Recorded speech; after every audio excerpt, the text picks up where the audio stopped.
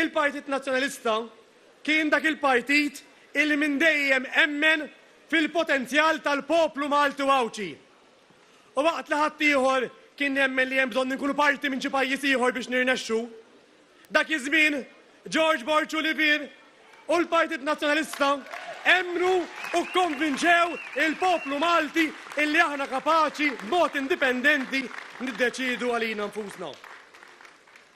Onorat għaliex kien il-Partit Nazzjonalista illi dejjem emmen illi f'pajjiżna jista' jkollna ħajja aħjar jekk inkunu verament pajjiż demokratiku. Dan qalu s-Segretarju Ġenerali tal-Partit Nazzjonalista Michael Piccinino waqt il-mass meeting li sar l-4 fil-għaxija fi Pjazza Tritoni fil-Belt Valletta.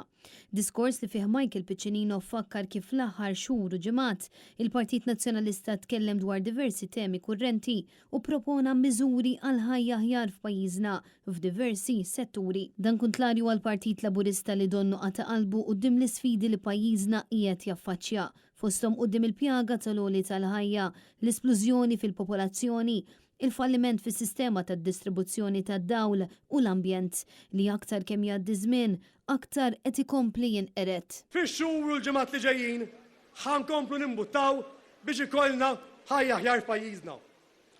Ħanibqgħu nkunu l-vuċi ta' kull wieħed u waħda minnkom. Ta' dawk li inqas li għandhom vuċi fis-soċjetà.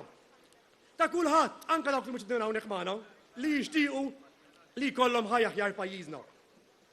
Il-Partit Nazzjonalista ħankomplu naħdmu għal dan, għaliex sinċerament nemmnu illi dak huwa li għandu bżonn pajjiżna, dak huwa li għandna bżonn aħna bħala poplu. U allura l-appell tagħna huwa wieħed sempliċi.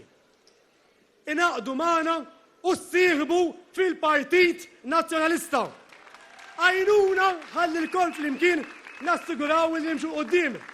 Għaliex iva, il-kol flimkien taħt il-kappa tal-Partit Nazzjonalista biss nistgħu verament naħdmu biex iva ikollna verament ħajja aħjar pajjiżna. Min-naħa tiegħu il-Viċi Kap tal-Partit Nazzjonalista Alex Perici Kalaxxone fakkar kif grazzi għad-determinazzjoni ta' George Borch u Livier illi jemmen fil-poplu Malti u baqa' jissielet sal-aħħar sabiex pajjiżna sar l-ewwel darba fl-istorja twila sovran u indipendenti. Alex Perici Kalaxxone insista li meta Malta akkwistat l-indipendenza, il-poplu kellu tama ġdida għal dak li kien ġej. Tama nfassla fuq twemmin qawwi fil-kapaċitajiet tal-Maltin u l-Awċin. Ekku koll illum sostna Perici Kalaxxone, il-Partit Nazzjonalista b'dak kollu li fassal u b'dak kollu li jipproponi qiegħed iwassal mill-ġdid tama ġdida għal pajjiżna.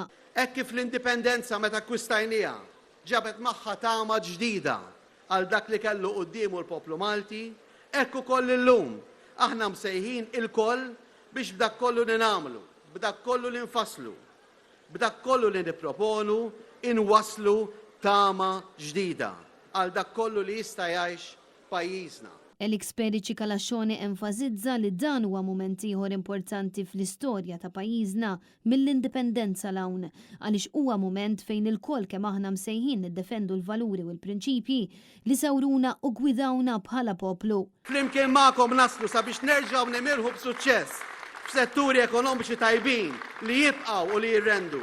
Flimkien magħkom naslu biex tassiguraw ħajja deċenti u dinjetuża l kulħadd, mill-kbir saż-żgħir, mit-tarbija sal-pensjonant.